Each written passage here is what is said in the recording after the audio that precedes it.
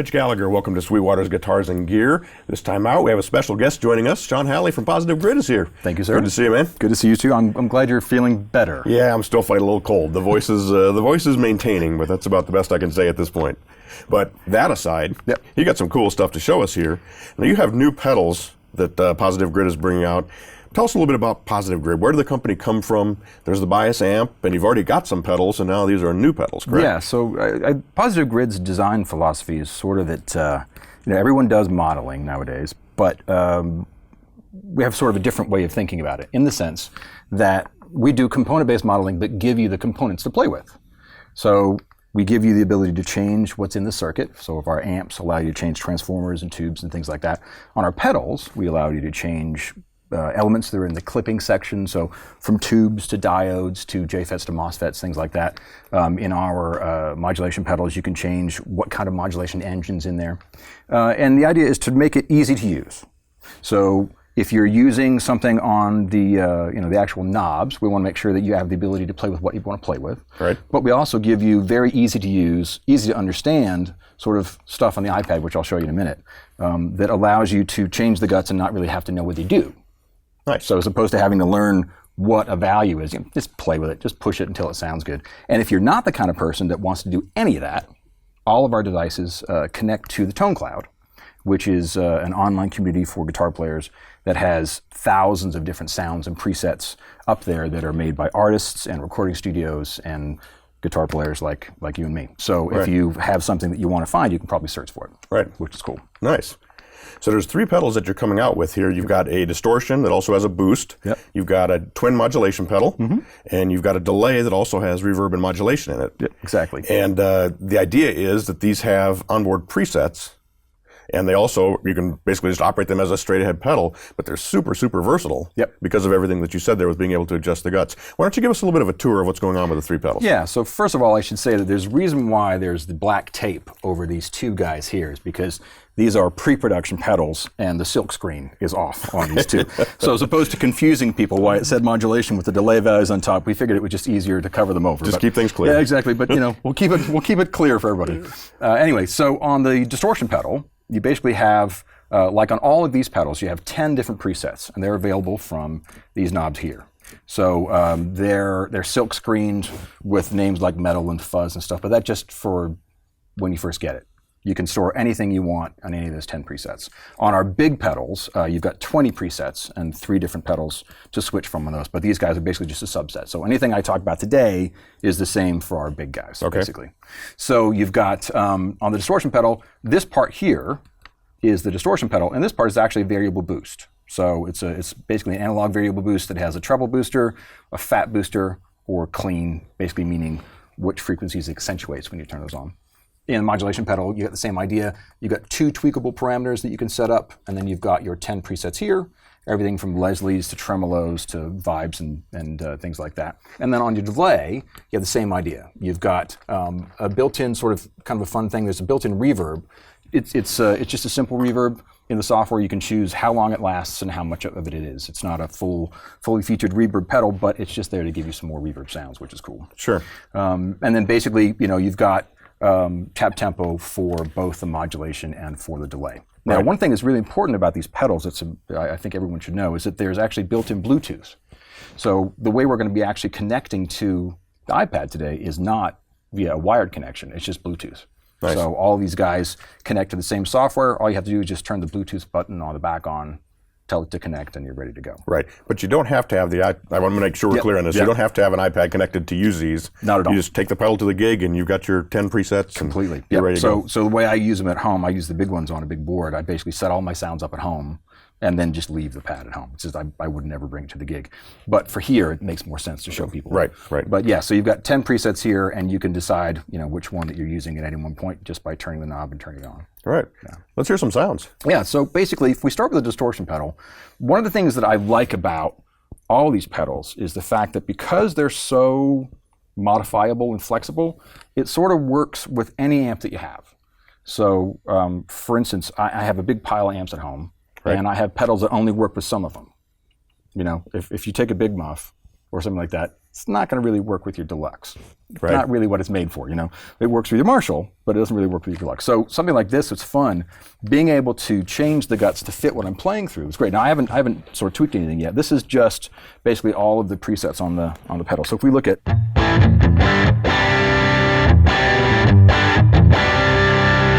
next one. Now, one thing that's fun about this too is that it also has a very high quality compressor in it. So it actually can do Dynacompy kind of thing.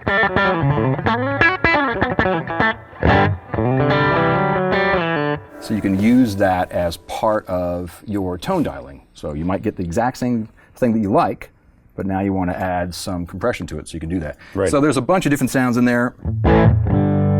Some of them are made more for boosts.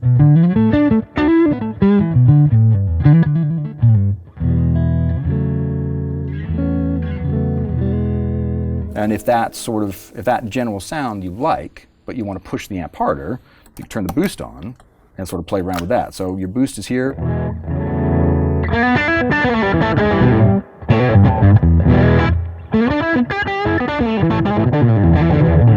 Say, okay, I want to be treble boost and give me more, baby. So you've got a lot of capability in that one pedal. Right, almost like having 3 channels. Exactly, it really is. You get your clean channel on your amp, you have whatever your first thing is, and then you have this boost that you can push it harder with. Is the boost in front of the distortion or is it after the distortion? It can be either. So if you hold it down for a few seconds, this boost will turn blue, and that means it's now in front of the distortion circuit as opposed to after. Nice. So so it's really flexible, and it means that if you're setting up for a gig, pick the amp that you're using, put some sounds together for that rig, and you're ready to go. And it means that your pedal board can be stuck flat. You know, for me, before I got these kind of things, I always had the screwdriver out to pop the pedal up when I was going to try something new. Okay, cool, I'll get the screwdriver, pop that pedal off its dual lock, put a new pedal down, see if that works. Nope, try it again. This way I can just leave everything set and just choose what I want to use for the gig. Nice. So when you go to the software, if we go look at this real quick, I just want to show you, when you're dialing stuff together, if you look at the software, you can see that you've got one clipping stage, an additional clipping stage, 2 EQs you can use, and also a power supply module. And so for the clipping stages, you can see, as I just touch these, I can swap these guys between any one of these different kinds of components. And it completely changes the way that the pedal reacts. So if I leave tube here for a second, look at what we have. And I say, all right, cool, I would like to, thank you very much, sir, add some more gain to this. And I want to go back and start playing around with the input of these guys. So silicon's a little lighter and a little bit less in the mid-range than germanium. JFET's the first fake tube. MOSFET's the second. So if you decide you like that, now you can come back to your output stage and say, all right, the tube's a little too clean there. I'd like to do something more like a MOSFET.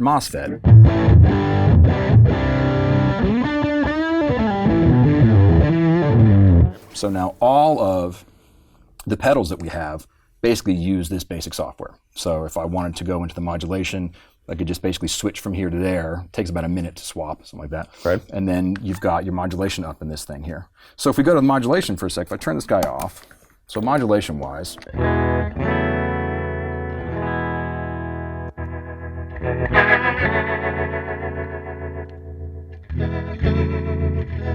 everything from Leslie's to tremolos to whatever. And I think what I like about it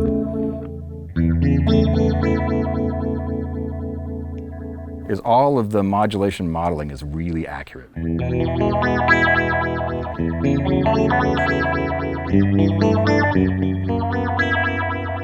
Start a shoegazer band, I think. Yeah, right. You know, I need to take these boots off and put sneakers on, but yeah. But yeah, so it's, I think if you're like me and you're sort of more of a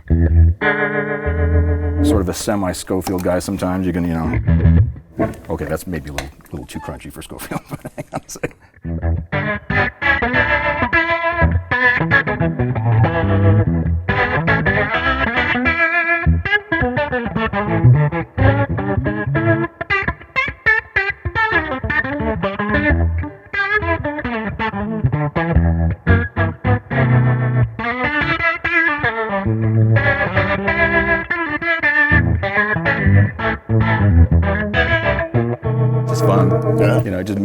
makes me want to be able to play that stuff, which I can't do. But Oh, that sounds great. yeah. So from there, we also have the delay pedal, and I think one of the things about delays is that we've, depending on the delay that you grew up liking, delay pedal, it probably was either digital, meaning that it would just had just delay, that was it, or if you were like, I'm sure you and I were, coming up, you had all sorts of other pedals like the Memory Man and stuff that had modulation built into those kind of sounds.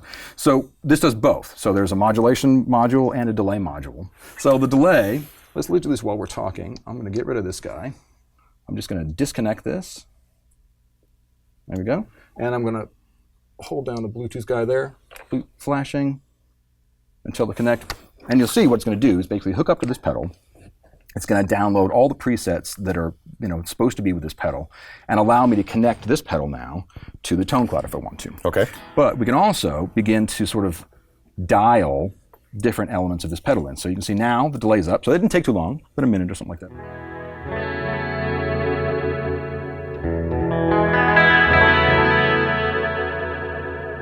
And you can see that now these guts have changed. So I still have the EQ, but now I have my first delay stage, which you can choose between tape, standard, ping pong, and reverse, which is fun. Now I should say that all of these things can be updated via firmware. So we have some new models in development. So anything that you might want that might not be here yet will probably be here eventually. So we've got some new packs coming out for that in the next in a number of months, I think. But so you also have this modulation stage. And the thing I like about it is it allows you to say, do me a favor, put this on just the wet return of the delay if you want. So one of the things I like doing in the studio sometimes is having the delay with just modulation on it, or delay separate. So if you now the modulation's only on the delay path.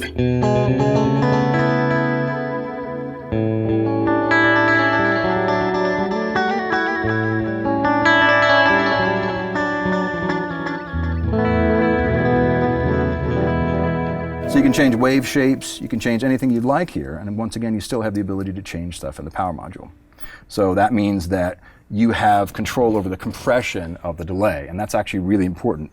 If you look at something like an old Memory Man or something, the way that the compander circuit worked along with the compressor was really important because it basically made the delay mush together differently than it would be if it didn't have it, because those old bucket brigade chips weren't very... That's the technical term, right? It mushed together? I think mush is yes, gushed. I think it gushed together. Right. Yeah, but it's, when you're talking about this stuff, it's like, all right, that's cool, that's standard, so maybe if we went to a tape-based,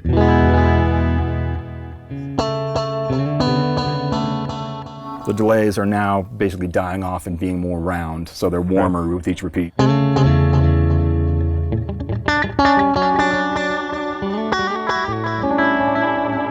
So it's actually fun. So you can tap those values out if you want. You have the ability to connect an expression pedal to all these pedals.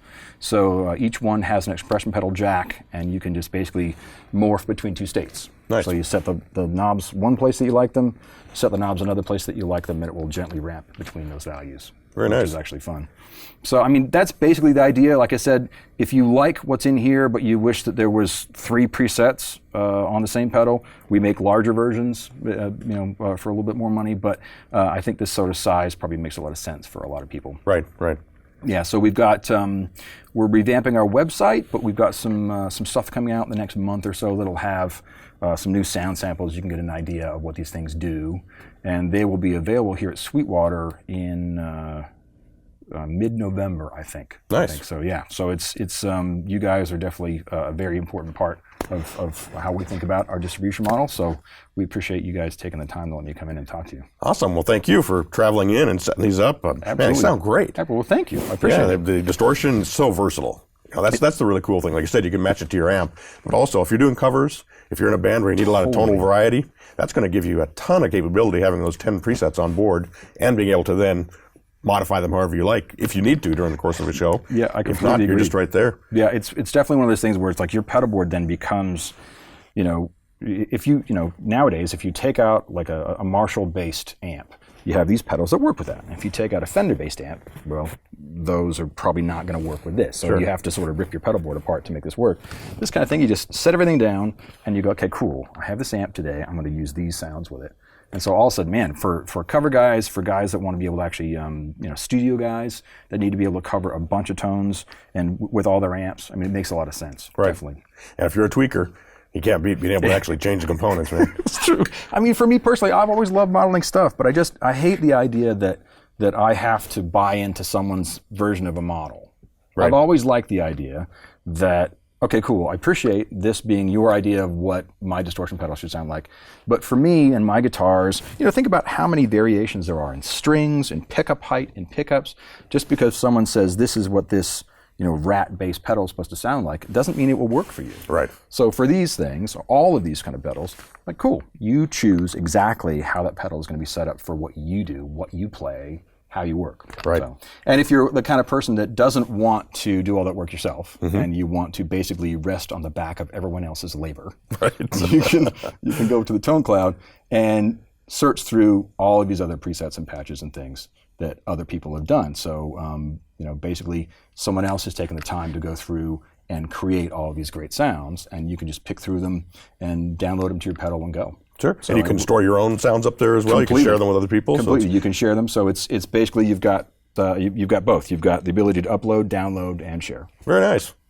Sean, these are awesome. Well, awesome. They sound killer, very versatile, and I think these are going to be a big hit. Well, awesome. Thank you guys very much for your time. Appreciate you coming in. Thanks for coming out. I won't shake your hand. I'm still fighting the cold, but glad you're here, man. Thank you. Appreciate it. Thanks, guys. If you have any more questions about this stuff, make sure you talk to your Sweetwater sales engineer because they know all about it. They better.